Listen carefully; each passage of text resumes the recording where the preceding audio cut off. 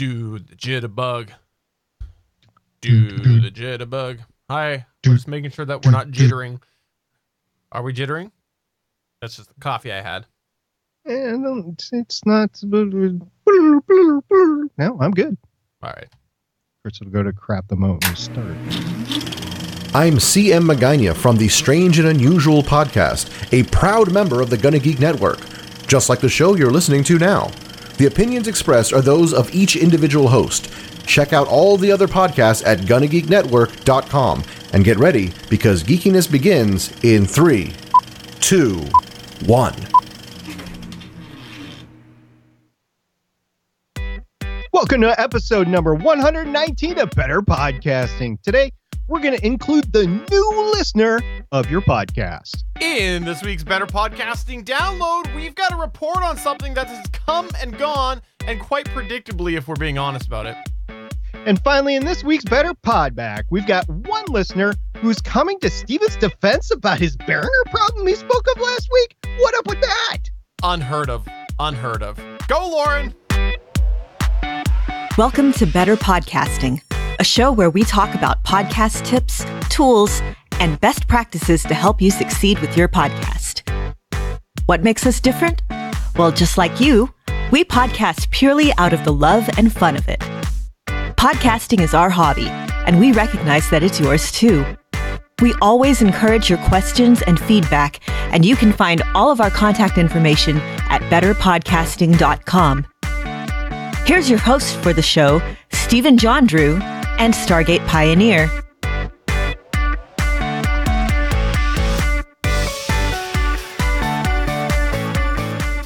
Welcome to episode 119 of Better Podcasting. I'm the amplifier in pre-amplifier, Stephen John Drew, and joining me is the man who was legally forced to change his name when Amazon made their voice assistant, Stargate Pioneer. I know it's so unfair that they forced me to stop using my name because they used my name with the assistant. I know what you just did there. You thought you were going to trick me into saying the name of the Amazon voice assistant, thus triggering not only mine, but everybody else's who's listening to the show. And I did not fall for that. So listener, you are welcome. You did.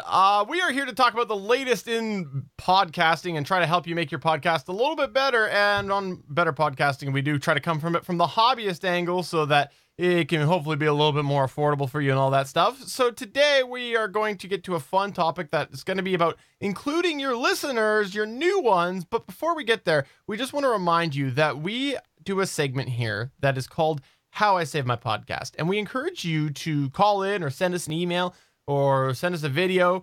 Doesn't matter. And by call in, what we mean is send us an audio clip because we don't have a call in number. But that's what we mean is send us an audio clip. So it seems like you're calling in.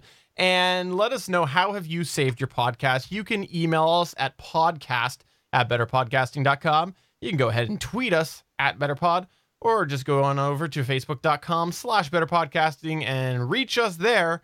But yeah, a video clip would be awesome because we do have a full video companion. If you've never checked that out, you can see our our handsome mugs over at youtube.com/GonnaGeek or just at betterpodcasting.com.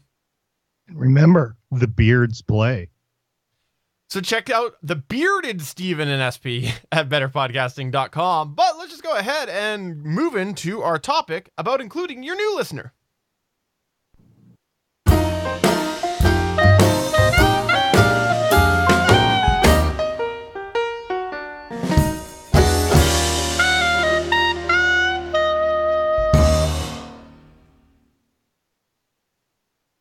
So sometimes in podcasting, it's easy to get focused on what you know, and that includes your listeners. But have you considered the listeners that don't know you yet? You know, the ones who are checking out your show for the first time. And if you're checking out Better Podcasting for the first time, welcome to Better Podcasting. We are happy you decided to join us. So it's an important factor, by the way. If you're trying to grow your audience at all, you want to pay attention to how you appear to your new listeners, because every show could be their first show. And they are the only ones that are going to get you to grow. You can't grow on your own. you can't grow with your existing audience, you're going to need new listeners to grow your show. Today, we're going to talk about ways to include your new listeners. Excuse me. Avoid excluding them. I paid like $3,000 for podcast listener steroids. I was told that would help my podcast grow. They were steroids that I paid for. Now, Stephen, I warned you to beware of those Russian podcast coaches out there that might allow you to think that you can grow your audience through steroids. So I'm not getting new listeners. Okay, anyways, we'll try to follow my advice on this show here. But first things first, it's important to remember that every show could be somebody's first listen. Now, why is this important? Well, sometimes as podcasters, we release so routinely that it's easy for us just to fall into what we know, the habits. And this means that sometimes if we have a quote off show, that might be something that's the first impression that you're making with that new listener. And that's why you got to be a little bit aware of that, because if you do have a bit of an off day or a lull, yeah, okay, sure, your regular audience is going to know this isn't what we expect from Stephen, but well, actually everybody expects it from me, but nobody expects anything from Stephen, actually. That's the inside joke there. But seriously, that does mean that a new listener might hear that and think this is what they're set for every week. So you really want to think about that as you record your show. And this is why at Better Podcasting, we usually don't advocate putting out a podcast just for the sake of putting it out, because a complete disaster of a podcast just to get a number could make a very, very, very bad first impression. And it's happened to podcasts that have applied to the Gonna Geek Network. We go in and we listen to some of their episodes, and if they just happen to apply at a time where they have an off week, a week or two later after they apply, and you're listening to it going, what is this? This is not something that I would want on the network. And then every other episode is fine. So that's just an example of how it could affect your show, let alone your new listener. So, and a lot of the times when we evaluate shows, we are new listeners to the show. So we kind of do that from the listener perspective as well. So what you're trying to do is balance content of various different levels, right? You want to balance content for your new listener and for your experienced listener. So no matter what the subject is, you'll probably find that your audience is of various different levels of passion on that subject. For example, a woodworking podcast might have a few vocal fans who can make some advanced pieces of furniture in their sleep. And I'm so envious of that. But if you're just starting to tailor your show to this level, you might exclude the new guy checking out your show who thinks varnish is a stain, Stephen. So for your newer listeners, in episode 99, there was a skit that one of our listeners did that involved both of us. And this is a joke about that. Oh, you see what we just did there? We included the new listeners into what happened in episode 99. Well done, SP. Well done. But seriously, though, it's a great example of it, because you don't want to sit there and just assume that your most active listeners are the ones that are. You don't want to sit there and assume that your most active listeners are your entire audience base, because that's how you end up excluding the varnish guy. That's me, the varnish guy. Who thinks varnish is a stain. I'd still get a kick out of that. And you really want to make sure that you pay attention to that, because if you do start talking all sorts of advanced lingo that they don't understand, or just a whole other level of experience that they don't understand, they might start to hear you as that teacher in Charlie Brown. You remember the wah, wah, wah, wah, wah, wah, wah? That's what they're going to hear from your show. And they're not going to listen to 60 minutes of that, or 30 minutes. Wow, that was a very fast teacher. I've never heard a Charlie Brown teacher do that fast. It's only wah, wah, wah, wah, wah, and you're like, wah, wah, wah, wah, wah, wah, wah. You're like on steroids. You are taking steroids, aren't you? I 3 times my Charlie Brown episodes, okay? Just like my podcast. Okay. Hey, but you have to consider how your show structure will seem to a new listener, right? There's a really big push by many people right now to shorten their intros, and I'm not a fan of that, but a lot of people are, because some listeners are commenting that they skip over the beginning. And there's a lot of podcasters out there who say they know just to skip the first 60 seconds of a show because they know exactly what it will say. But pretend you're a new listener coming to your show. Are you feeling out of the loop by just jumping right into the content? I mean, it's all well and good to shorten your opening, but if you don't couple that with a quick blurb at the top of your show to kind of hook somebody in and tell them what you're about and what they are about to listen to, how will they know what kind of podcast you're listening to? And they might just get confused in the first few minutes and turn it off. So you should try to find a way to tell them why your show matters, why you matter, even if it's something like, hey, you've reached episode number 3051 of SP's Fried Fish Podcast. Here, I drop that fancy eating nonsense and tell you how you can make your fried fish the best it can be. See, this includes a new listener and tells them exactly what they're about to hear. Now I want that podcast, SP. I want it so bad, so bad.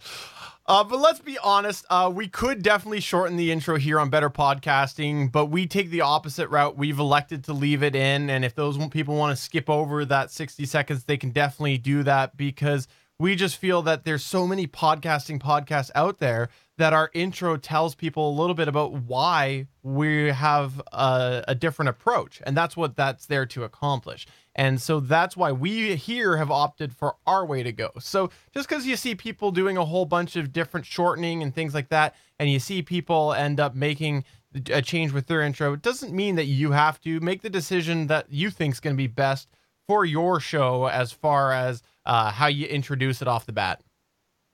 Yeah, but you can look at your common elements of your introduction.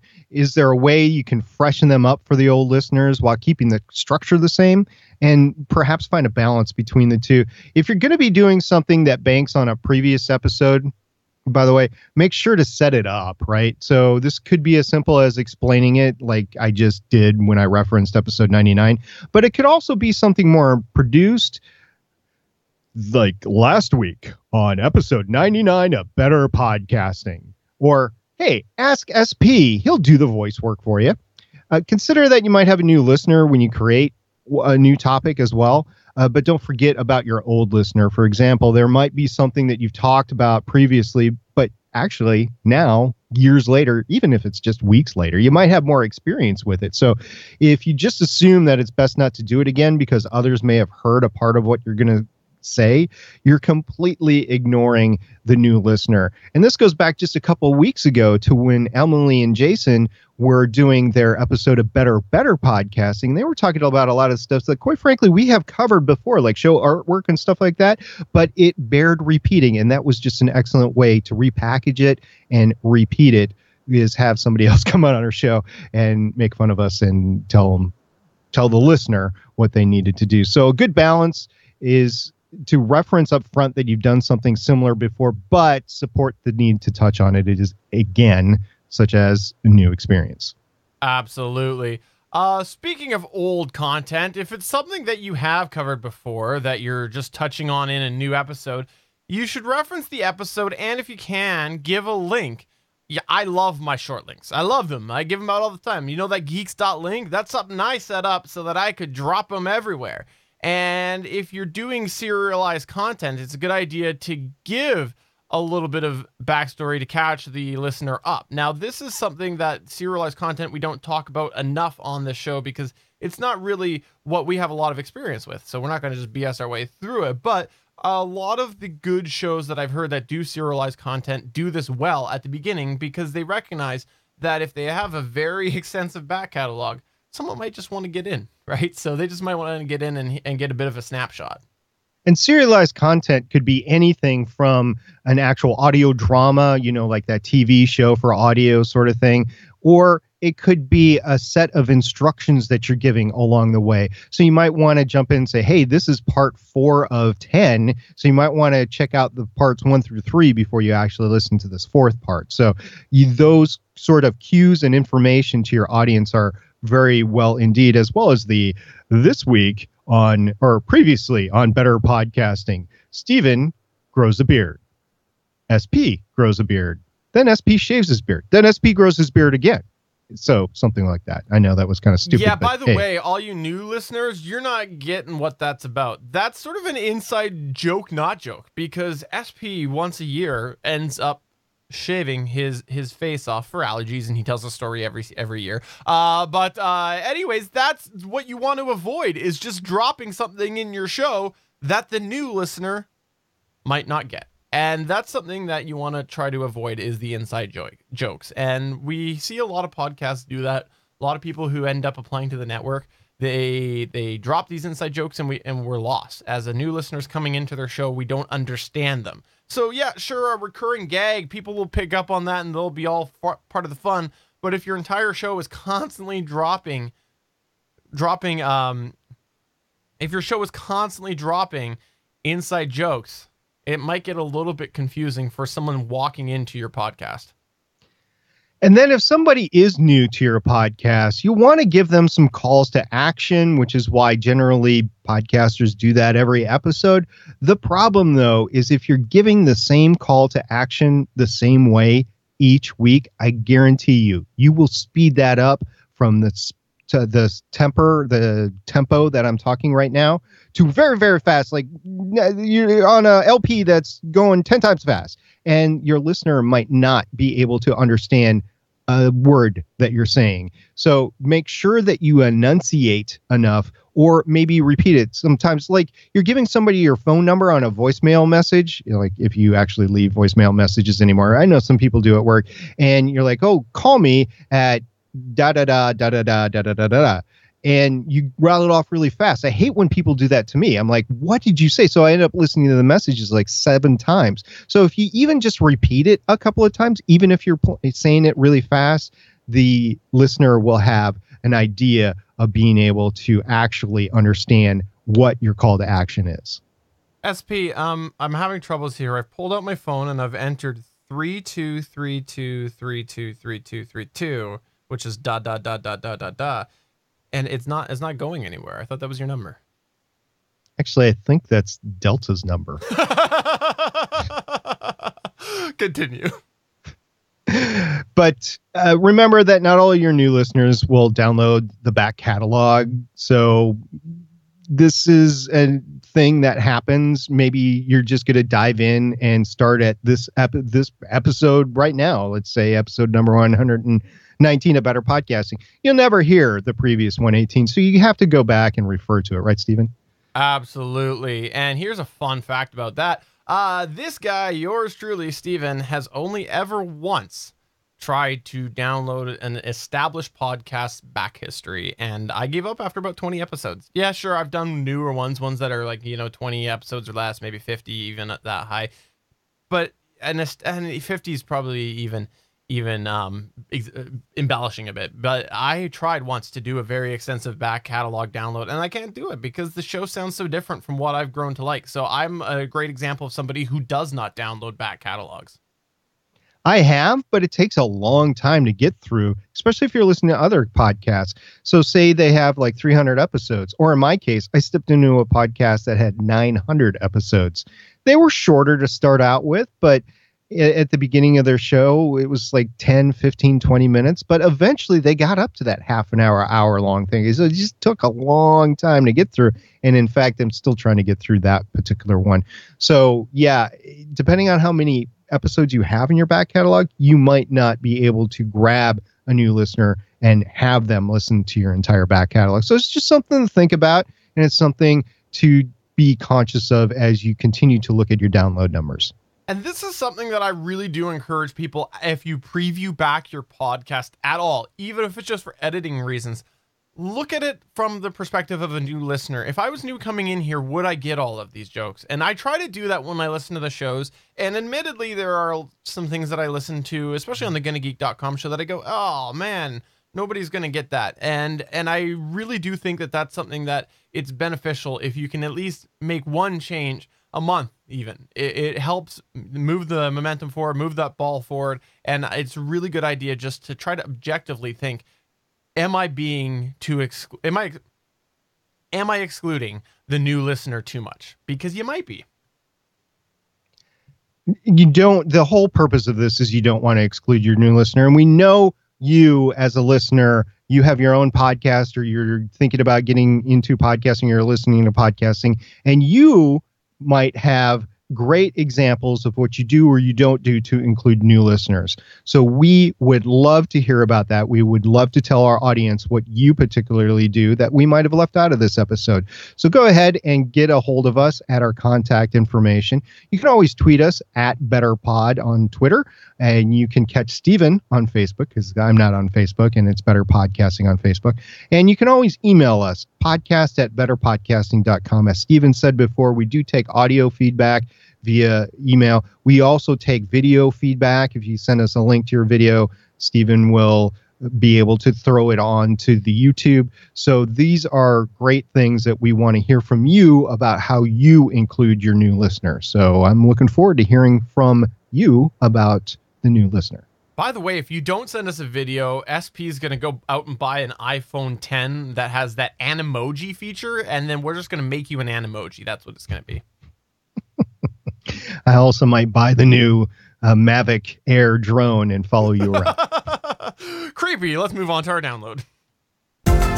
Welcome to this week's Better Podcasting Download. You know this. You know that here at Better Podcasting, Stargate Pioneer and myself are big fans of the Audio-Technica AT2005 and the Audio-Technica ATR 2100. These are some of our favorite microphones that we have to recommend to a new podcaster because they're relatively inexpensive, they're feature-rich, and they just overall sound pretty decent for somebody starting out. They're a lot better than a lot of the other microphones available at that price point. Well, last year, early in the year, in early 2017, Facebook groups kind of exploded to a degree about something that was noticed. People noticed on Amazon the States, down in Canada, that there was a microphone called a Knox microphone, a KNOX podcast microphone. That was the official name of it, the Knox podcast microphone, a dynamic cardioid USB/XLR. Well, it looked a lot like the ATR 2100 and the AT2005. In fact, it looked like Mama ATR 2100 made a baby with Daddy AT2005, or vice versa. Whoa. This is a podcast for everybody, Steven. You have to be careful about how you approach these topics. So it looked like the genes were spliced together, and that's what ended up being the product of said gene splicing, and it was crazy. It looked so much like it. So naturally, Stargate Pioneer decided to buy one and try it because it was about $20 cheaper than the ATR 2100. And in March of last year, early March 1st specifically, SP dropped a shootout on our YouTube channel comparing the ATR 2100, the AT2005, and the Knox podcast microphone. And guess what? It sounded nearly identical for all intents and purposes to the ATR 2100. We've mentioned before that in the past on the show that we feel the AT2005 sounds a little bit different. We actually prefer the sound a little bit, but it's very, very nominal. Like it's not much of a difference, but this Knox sounded just like the ATR 2100. And because of SP's review, joking aside, because of SP's review, a lot of people bought it. Yes, a lot of people bought it without SP's review, but a lot of people shared that review that SP did, and it just sounded so much like it.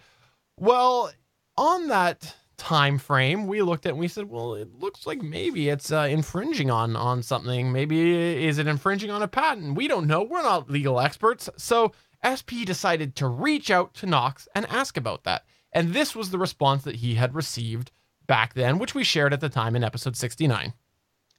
Thank you for your interest in our Knox microphone. We do not have any sort of deal with Audio-Technica. We are an independent company. Many customers have told us that our microphone looks very similar to the Audio-Technica ATR 2100, and they say it works just as well.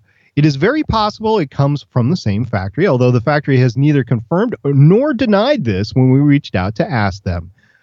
I hope I was able to answer your questions. Regards, Sam B. So clearly, the people who were making the Knox podcast microphone didn't really manufacture it. There was just somebody else that made it, and they rebranded it. That must have been what it is from that email. And we talked about that at the time. And we also questioned long-term whether or not this microphone would be around because, let's be honest, it's an unknown brand putting out a microphone that's in high demand. And guess what? jump forward to today in 2018, February, and everybody is saying, I can't get it. We actually were contacted by a couple of people over the last little while, people who were wanting to get it. And it's just not for sale anymore unless you pay third-party prices, which are obscene. So it's now a collector's item. It's clearly a collector's item, and if you own one, you're worth millions of dollars. Not really, but in any case, it's a shame, and I'm hoping that somebody makes another version of it, because I do like the idea of driving down the ATR 2100 price. It used to be a lot more affordable than it is now. But yeah, the Knox podcast microphone, while was a great substitute for cheaper, unfortunately, it does not appear to be available anymore. So it is not available on Amazon or anywhere else that I can find it actually for sale. I did reach out to the company and I asked what happened to the product. I have not heard, this is a couple days later, and I have not heard back from the company. And also, it's just not on their website. Like, it's not on their, I think what the company does is they make cheap knockoffs or products that are very similar to other products, have a limited run, and then they shift to something else. I don't know for sure, but that's what it looks like to me. So the Knox microphone was probably, the Knox podcast microphone was probably part of that. Could they bring it back at some point in time? Sure. Maybe they do another special run to manufacture it and then sell it off. But in the meantime, this is another thing, since you can't get the Knox podcast microphone right now, over last weekend, Amazon did run a deal that you could get the Samsung Q2U microphone for $35. I mean, that it's even a better deal, in my opinion, than the Knox podcast microphone. Stay tuned to the Gonna Geek Gear channel. I will have a full review of this microphone sometime later on this year, and you can go ahead and get that. You can get the Audio-Technica AT2005 or the Audio-Technica ATR 2100, probably at a much increased price, but it's still a deal. Even at $80, I think it's a deal, because you get the USB, as you were saying, feature-rich, USB and XLR, and it sounds really good for a starter microphone. I wish I would have had one as my starter microphone versus that Behringer XM 1800S. And by the way, we've mentioned it before on this show before, but it now seems like a really good time to mention if you're thinking about getting a microphone, but you want to wait for a deal. In the chat, we do have Bangs Naughty Bits, who you might have seen over on Reddit. He is reminding everybody about the website called Camel. That essentially, it's an Amazon price watcher. We've used it quite a bit ourselves. We've mentioned deals that have come from that before. We've posted them on Facebook and stuff. So definitely you can go ahead and plunk in those Amazon URLs and see if it comes on sale if you're willing to wait a little bit for that. Now, the downside to all of this here is that we don't have that staple go-to cheaper version of the microphone we like. But the other unfortunate side of things is that if we look at it, the microphone's gone. SP is not getting a response from Knox. This means that the, quote, lied time limited warranty probably can't be redeemed if the company isn't around. So the, quote, lied time limited warranty, which is actually printed on the box, by the way, it cannot be redeemed. Whatever a lied time is, by the way. It's not lifetime. Whatever it is, we said that it could be an issue a year ago. So if you have purchased one, then you knew the risks if you listened to us, and they apparently came true. I don't know. Like we said, they could bring the product back. I don't know. But I was fortunate to get one, and as Steven stole my thunder, it is now a collector's item. I will sell this to you for $1 million. Someone told us there was an error on the box. Was it not lifetime? Apparently, live audience, by the way, I'm looking at the chat and it looks like Bangs Naughty Bit saying that was his error. Yeah, I don't see it. I gotta edit that out now. There was something that when it came out, somebody commented on. I don't know. Maybe it was the card inside. Anyways, I'll edit that out. Sorry, okay. That was. I thought that was the thing that was on the box. Darn it. So unfortunately, what this all means is that we no longer have our go-to lower end tier of the microphone that we like. That's something that we liked it because it sounded just like the microphone we like, but it was less. So that's always good for a hobby podcaster. Unfortunately, it's just not around, and maybe there will be something else in the future. However, for now, it's a collector's item, like we said. It is, and I will sell mine for $1 million. If you have one of these Knox microphones and you want to go ahead and scalp it, do it on amp. No, I'm just joking. But let's go ahead and roll into the Better Pod Back.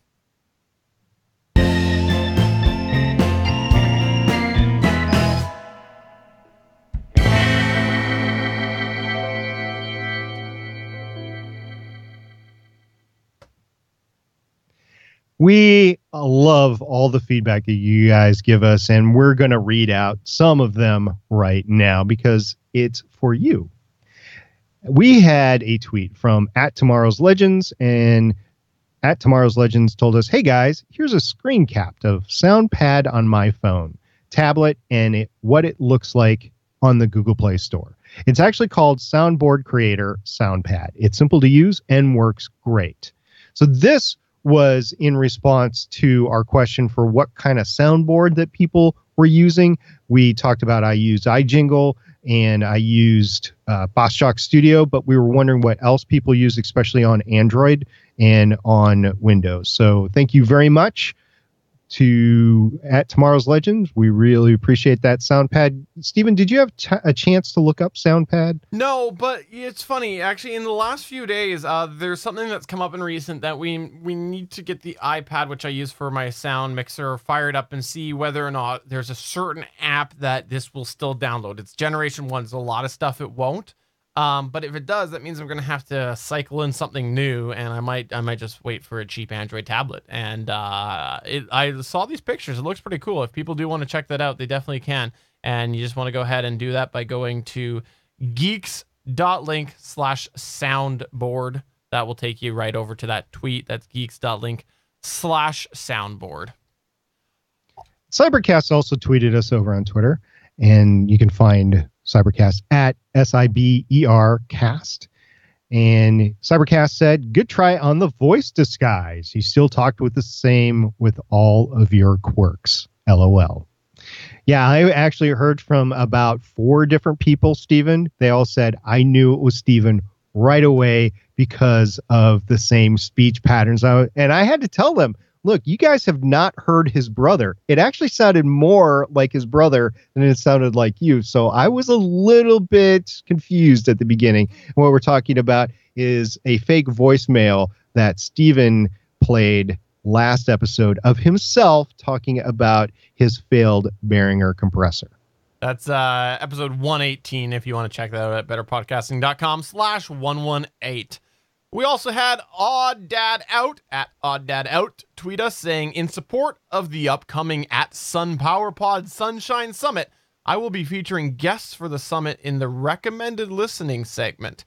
Because it's only a few weeks away, I'm going to be stacking them up too. For episode 94, I'm talking about @BetterPod, I'm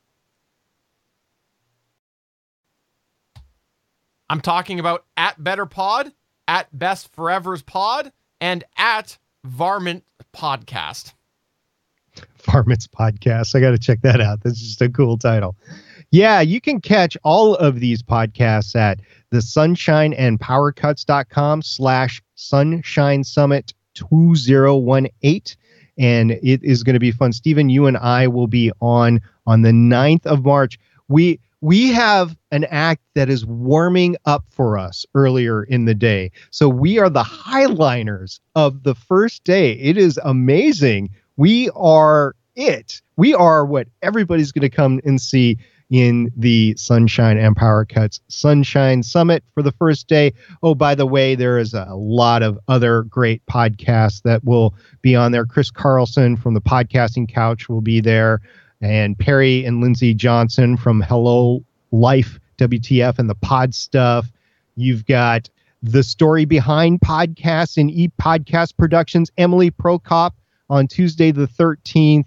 And this just goes on and on. And oh, by the way, if you know us and you've heard us talk about Bandrew Scott, he is going to be the closer on Friday, the 16th of March.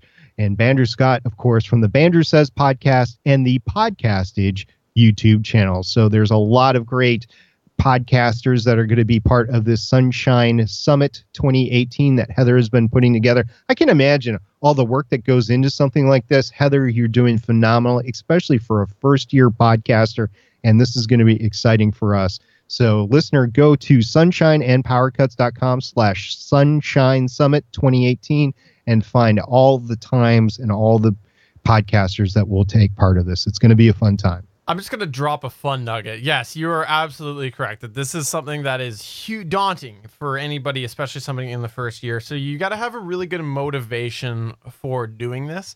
And I just got to point out that this is the week after my birthday. So clearly it's for me. It's a birthday gift for me because of the fact that we wouldn't want to do it the same weekend because then I couldn't do it. So clearly it's all because of this guy. That's right. It was moved just because of you. Absolutely.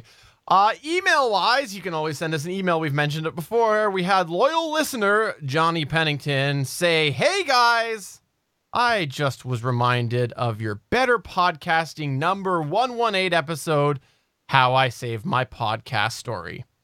I was watching the January 23rd, 2018 episode number 106 of Podcasters Roundtable, brackets, a show that SP has been a guest on in an earlier episode, end bracket, and co-host, quote, the, end quote, Dave Jackson. Hold on. It's not it's the Dave Jackson.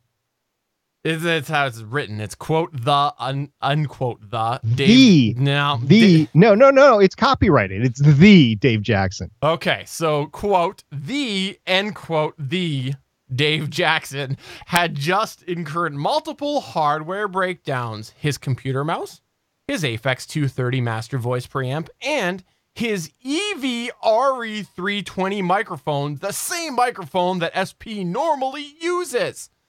All of his breakdowns were not Behringer products. Oh, thank you, Johnny. Thank you so much for that. Back to the email. I say that because your, quote, mystery guest, end quote, Stephen John Drew, had his Behringer MDX 4600 die on him. Dave has line conditioners on everything and is not for sure what happened at the time of the recording. I mention this because I believe Steven does not have any power conditioners. Brackets, perhaps Canadian electricity is superior to US electricity, question mark, end bracket. I say this because I've never seen in Steven's hardware episodes any mention of them. I and perhaps thousands of your listeners/viewers are wondering why he does not use them, and does he think it could have been a factor in his compressor's demise? For SP's information, Dave said his EV RE320 lost about 15 to 18 dBs of volume. As Galaxy Quest Tech Sergeant Chen tells the Thermion engineering crew about their tech problems, that is a puzzler. Johnny Pennington. P.S. In Podcasters Roundtable, this conversation starts at about 2.5 minutes and lasts for about 3 to 4. Johnny, thank you for your detailed email as usual. Okay, a couple of things, Johnny. First of all, I actually listened to this episode of Podcasters Roundtable, which is on my playlist, and I listen to it whenever I can in the gym. It comes out about every other week. So in this particular episode, I actually went back and watched the video because Dave was having so much problems. His microphone wasn't the issue. The issue that his microphone lost the gain was in the mixer that went bad, or the Aphex, one or the other, or both, I think. So the microphone is fine. It was the rest of the audio chain that was having problems. So I just wanted to clarify that the Dave Jackson's RE320 is just fine, kicking alive and well. Although, in my opinion, he could use the actual pop filter and the shock mount bracket. But, hey, you can afford what you can afford. And he definitely is being very cautious with gear acquisition syndrome these days. So good on you, Dave, for that. So, yeah, anything can go wrong at any time. And the Behringer just seems to go wrong more than other things. And honestly, I don't know if that's because there's more Behringer products on the market than other things. I only know of Behringer products. That's all that I know of is Behringer. That's all I know of. So I don't know if it's that or if it's because that they have feature-rich items with a little less quality parts in them, which I think has been proven actually. So you definitely are taking a little bit of risk when you buy a Behringer product. So just keep that in mind. Well, And let's it could be honest work. here. It could work for you as it has for you, and it could not work for you as it has for several people on the network. Now, let's just be honest here. When we talk about Behringer products, they're lower priced generally for a reason, right? So there's a reason for that. They can't go and build the same quality stuff for a lesser price. This is not going to happen. So obviously there is that risk. I will challenge that there's lots of people who are dissatisfied with other products as well. Mackie's the staple everybody recommends. Used to have somebody, don't remember who it was, that hated their Mackie mixers because they had 2 of them fail on them. So it's a complete opposite example. Don't remember who that was, but we once had somebody say that I moved on because they both failed on me. So it can happen, but the reality is that Behringer products are generally priced cheaper, so your expectations should match that price difference, in my opinion. So that's what I think. One thing that Johnny brings up, though, is a good reason that could kill anything. It could kill the Aphex, it could kill the Mackie, and that is power surges into the device itself. So having a power conditioner can definitely help that.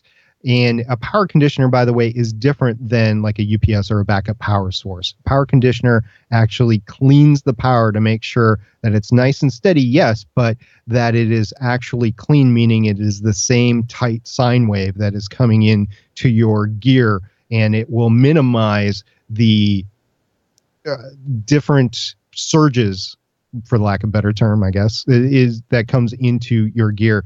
Those surges, those power pumps, can actually damage components inside your gear. And if you have very expensive gear like Dave's Aphex, it actually has a tube inside it. And the tubes, these are vacuum tubes. These are the same vacuum tubes that were made in the 70s and the 50s and the 60s. Yeah, they can go bad. It's like the old incandescent light bulbs, and you can tell when the little filament goes bad. It's that sort of thing inside the vacuum tube. Actually, pretty much the same thing. So those power surges can cause those to fluctuate beyond their tolerances. With that said, I will say that I do not have a power conditioner. However, I do have the battery backups that SP mentioned. And if you Google this, and I implore you to check outside of your podcast circles, go instead to the music industry.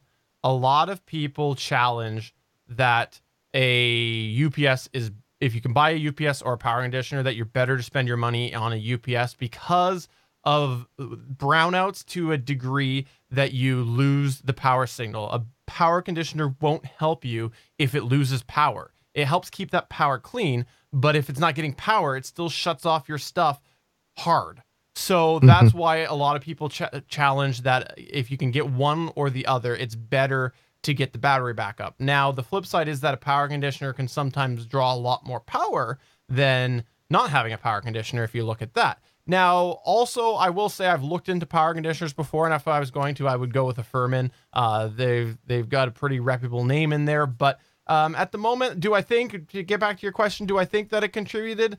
I doubt it. The reason why I doubt it is because A, nothing else got damaged, and B, it's the Behringer product, right? And well, obviously I've said that the Behringer products are priced cheaper, and there's been more stories about them going bad. So I doubt that it's anything to do with the power conditioner. In your case, I doubt it's the power conditioner. I don't know what the case is with Dave Jackson stuff. It could have been a brownout. It could have been a power surge. We just don't know. It could have been limited to one piece of gear that did an audio chain or an electrical chain and affected other pieces of gear too. I don't know. And I haven't asked Dave yet. And I don't think he would know either, but I do know that he had to replace his mixer, and he went back to what he had been using before, which was the DBX 286 versus the Aphex 230 Voice Master. So that I do know. And Dave, if you're listening to this, thank you very much for sharing all that. That was tremendous information, and horrific for those gearheads of us that are like, oh, the Aphex went bad. And by the way, if you are looking at a battery backup, I would also encourage you to do some research on what a pure sine wave is. That's SINE. I don't want to get into a position that I give information on something that I'm not well versed in, but I am versed enough to recommend that you look into that and how that plays with audio gear if you're going to look at getting a battery backup. So there you go. That answers Johnny's question. Johnny, thanks so much for sending that in. It's actually a really, really great one to get people thinking about the possibility of gear damage through power. We'll often neglect that, and it's a condition, especially in the harsher seasons, right? You've got lines going down, you've got all sorts of things happening, and yeah, I don't know, could have been that, probably not, but yeah, it's interesting. Yeah, I can tell you that both Stephen and I have our UPS systems that are pure sine wave. We don't have any on our podcast gear that aren't pure sine wave. So the last bit of feedback that received for this episode that we're going to talk about is on YouTube on Stephen's L12 video that he did, the big walkthrough. And the YouTube comment was, how would you compare this to the R16? Just got the R16 new because I've seen it in action, but curious if I should go with a newer unit. Great video, by the way. And this was left by Corey Wilson. And let me just say this, I don't actually have personal experience with the R16, and that's how I ended up replying, because I don't know. I don't have enough experience. I researched it at one point, but my understanding is that the preamps are grossly better on the L12, allegedly. I can't say for sure, no firsthand experience, but R16's older. If I understand, it's more of the generation of the H4... or H4N? H5. H5. Well, H4N Pro uses the new preamps as well. The R16 is the generation of the older H4N. The H4N, yeah. Yeah, which I have heard if you have one of the older H4Ns, it is light years better to get a H4N Pro or an H5 or an H6 or the L12, all newer things. Actually, I'm looking forward to Zoom redoing the R12 line or the R16 line, because it was a very capable piece of gear that both Stephen and I looked at, but we opted for the H6 instead, but that was a few years ago. So Zoom has been updating its stuff as it's gone along. Matter of fact, they just unveiled the F1, which is a great little pack for a lavalier microphone. I someday would like to get my hands on one of those, and just pay attention to what Zoom is doing. Pay attention to what everybody's doing in the gear world, because you might want one of those mixed pre 6s or 3s that are supposedly better than the Zoom H5, Zoom H6 in terms of preamps, but at the same time, they're a little bit more complicated because you have to get into the digital. But once you set it up, it is fine. It is ready to go. So lots of gear stuff going on, and we try to keep track of it here at Better Podcasting. But honestly, just between the two of us, and because this is a hobby, there's just so much gear that a lot of the times we're looking at gear that's being used by other people, and we're seeing if we trust them or not to give a good quality review and see if it's something that we want to invest in as well. And also, one last thing before we wrap up while we're talking about gear. A lot of people that I've seen in podcast circles in various ways use the Zoom H1.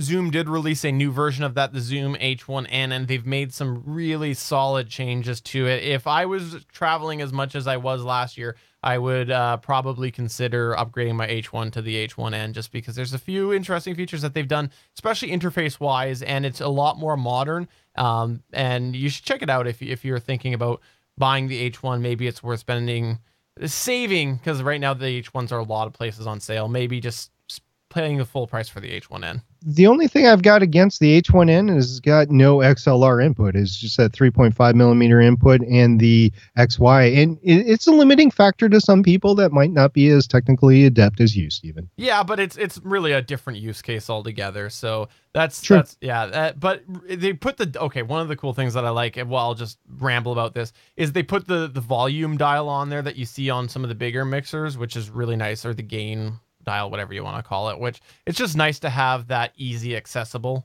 So it's a smart move, really smart move on their part. I agree. Yeah.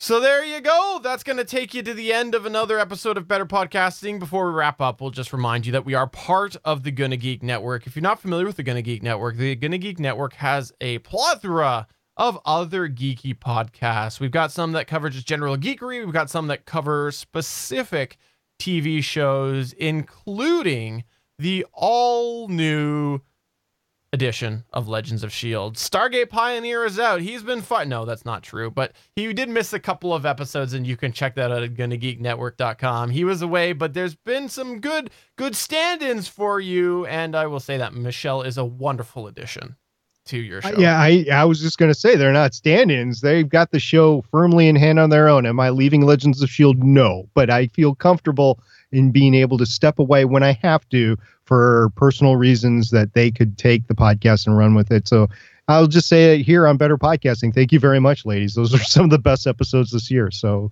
if you haven't listened to them yet, go over to the Gonna Geek Network and listen to Legends of S.H.I.E.L.D. Awesome. So for episode 119 of Better Podcasting, I'm Stephen John Drew saying thanks for checking out the show, especially if this is the first time that you've done it. And I'm Stargate Pioneer saying, go check out your local LP dealer. I mean, we'll see you next week. Bye.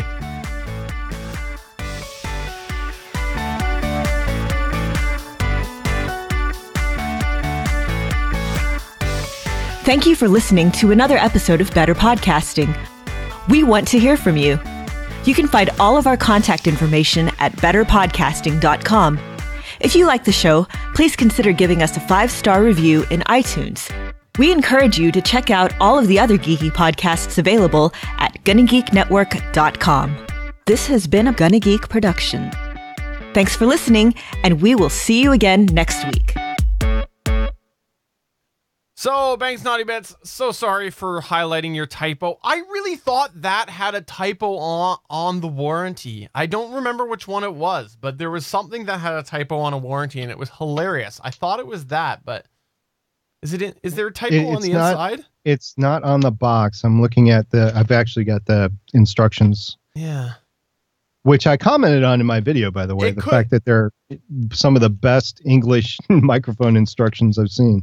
It could just be that I'm thinking of another mic altogether. So, because when he saw that, I was like, oh yeah, I remember that. Oh my God, I forgot about the smell. I opened the box and the smell came out. I'm the Hamburglar. I need the. Do I have it? No, I don't have anything I put over my eyes. Sorry. Well, warranty duration is one word. They didn't put a space there. Mm. Yeah. Otherwise, looks fine.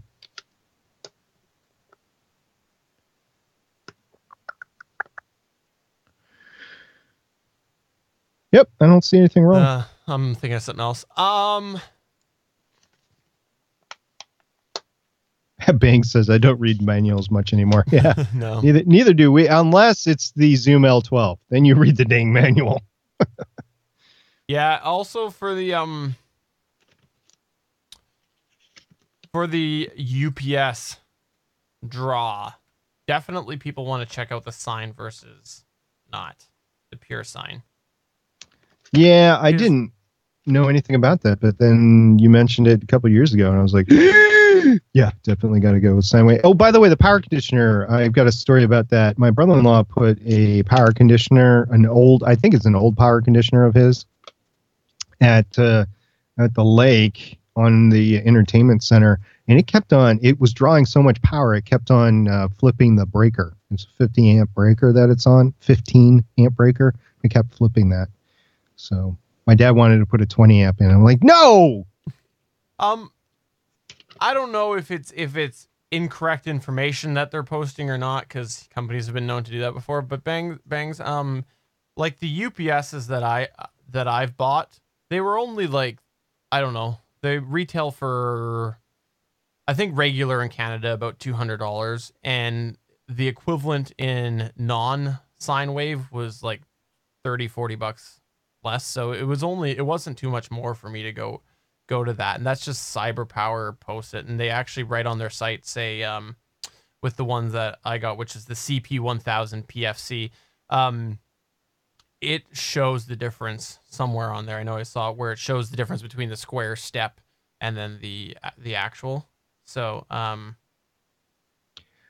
Bangs is linking us on Imgur of a CBS network person using an Audio-Technica ATR 2100. Fantastic. It does sound good enough to compete with $100 microphones, but I don't know if I would use it full time, and whoever used it, and it looks like it's got the MY325 shock mount on it too. That's nice. So that's their Roku ATV network.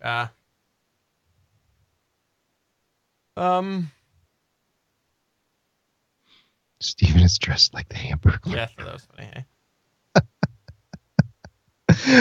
Yeah. I think though. Oh yeah.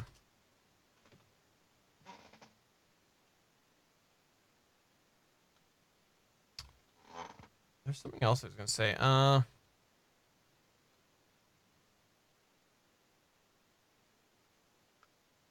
Which is the one that draws? I don't know if there is. I don't think there's a way to know if it draws off the battery. Like, Bangs, do you know what you're talking about with drawing off the battery? I remember reading that in my research, but my UPS ended up being a combination of the sine wave piece that I found as well as price at the time. It was a Amazon. What was their special days? I can't remember because it's not. I think isn't it Amazon Day? No, Prime Day. Prime Day. It was one of them. So I remember reading though what you're talking about drawing off the battery so that you're not getting right from the wall. Right. The transformer. Yeah. Thank you. So it can switch over without fully sending a surge through, even if it's minor. I am learning a lot about electricity and the new modern smart setups by watching sailboat videos. I can see it's that. Amazing the electrical systems that are on these boats now. It's amazingly what you can get as a DIYer at the cost that you can get to do it yourself without being a mega millions yacht. And it's really becoming more appealing to different people because you can have electricity full-time on your boat through solar panels and through a wind generator. The one thing I've heard about the wind generator is that they are noisy, but the batteries, they're not just car batteries anymore. They're literally these big banks of mega cell phone batteries, for lack of a better term. And they're amazing on their cycle times and their longevity and how much electricity they're able to store. So you can live for it just indefinitely offshore if you can find enough fish, I guess, to eat. So SP on the Boat podcast coming soon? It's a possibility. Sweet. I'm only considering boats with 2 main cabins, so I can use one as a podcast studio. Where am I going to sleep, though? You can sleep. Do I have to stay in your basement? Because, like, I've been stuck down here for a very long time. Basements on a boat are pretty small. Maybe I'll put you underneath the kitchen table. You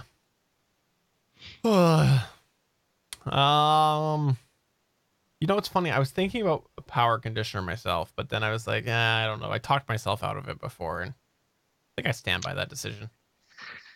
Yeah, I mean, I think there's better ways to spend, and they're very expensive. I think the true like video files, audio files that are watching these movies and in their 9.2 surround sound stereos, I think they really enjoy them because first of all, you're paying a lot for those components, and second of all, when you're watching your show, you want to make sure that there is nothing interfering with the sound through the power.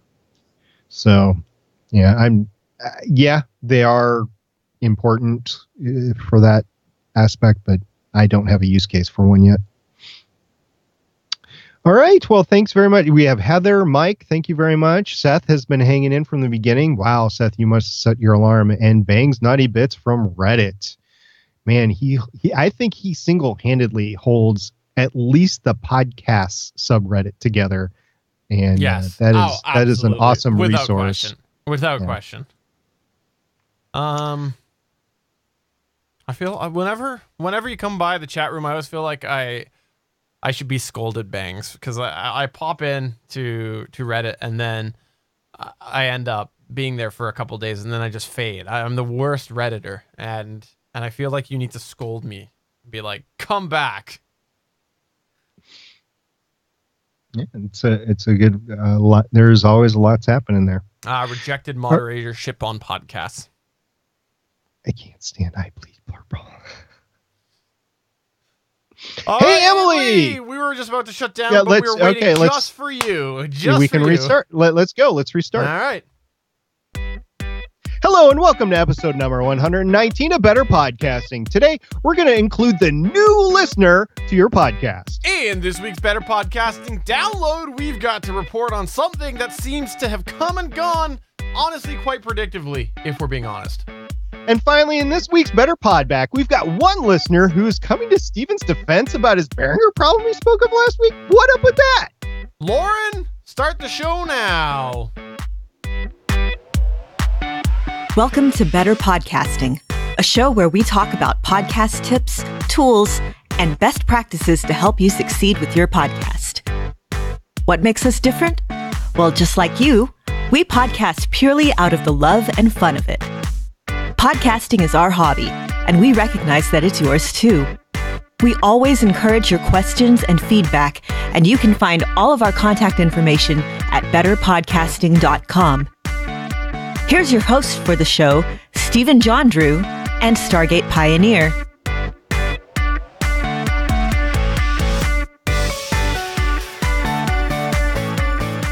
Hello and welcome to episode 119 of Better Podcasting. I am the amplified part of a preamplifier, Stephen John Drew, and joining me is the man who legally had to change his name when Amazon Voice Services came to be, Stargate Pioneer.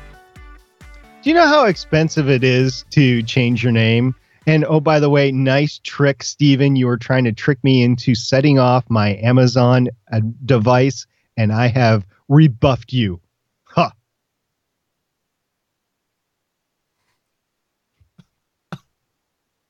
That's all you get, Emily. We tried. We gave it to you. All right, so we're going to go ahead and shut down, though, in a sec here. Seriously, thanks to everybody who came on by. We had a ton of fun, a lot of really interesting conversations, and also a lot of good, diverse feedback this week. So if you missed it, please do go and check it out when it comes out. It'll be up on Sunday, as usual, and this time there is no voice mask, Steven. Oh, yeah. Banks 90 Bits, by the way, for everybody live here, says that RX Elements is on sale till the 23rd. I think for existing iZotope customers, you can get the RX 6 standard for like $130 for the rest of the month. Yeah. But thanks, everybody who came on by. If you got something to say, please do always get in touch with us. So goodbye to Facebook and goodbye to YouTube.